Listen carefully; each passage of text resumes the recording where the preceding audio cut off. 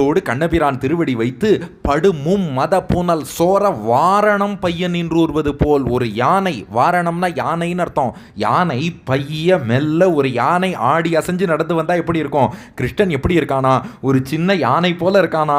அவன் நடந்து வரக்கூடிய அழகை பார்க்கும்போது ஒரு குட்டி யானை தேக்கு மரம் உடலை தந்தது, சின்ன யானை நடையை தந்ததுன்னு சொல்லும்படியாக ஒரு யானை ஆடி அசைந்து நடந்து வருவது போல கம்பீரமாக பகவான் நடந்து வருகிறான். இப்படி நடக்க ஆரம்பிச்சுட்டான்னாலே அடுத்து விஷமந்தான்.